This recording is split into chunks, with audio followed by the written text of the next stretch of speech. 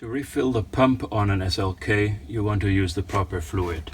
Hydraulic fluid ZHM, which is Mercedes part number 00098999103 or FEBI 02615.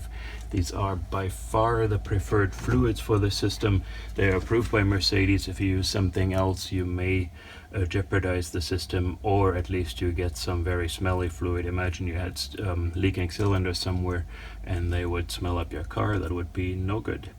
So use the Mercedes fluid or the FEBI. It's not expensive to get. It's best demonstrated how to fill the pump by taking the trim off. We'll even take this mounting bracket off on top of the pump just because it's easier to show you how the refill is done on the pump. You can refill the pump through the trim panel if you have a syringe with a little hose on it.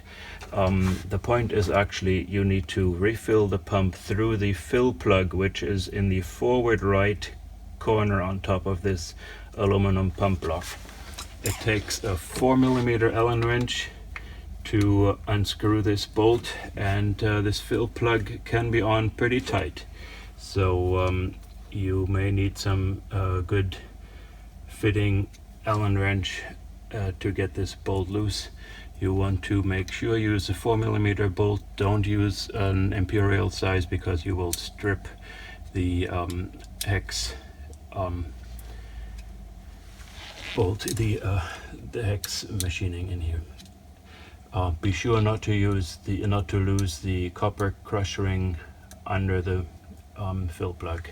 So put the fill plug aside, and now you can simply fill the pump with a syringe or a turkey baster or whatever you have available slowly through this hole. You want to watch the fluid level. This pump is actually slightly overfilled. If you don't have any leaks in your system, and if all the cylinders are full of fluid already, then you don't want to have the fluid up this high because it creates too much back pressure inside the pump. It's actually okay on a top hydraulics rebuilt pump, but the original ones would have a problem if your top was up, the fluid level was up this high with all the cylinders full of fluid already. So normally with the top up, if the cylinders and hoses were all full of fluid, you don't have to be higher than the minimum level on the pump. So all you need to do is slowly squeeze the fluid out of your syringe and watch the fluid level. Easy as that.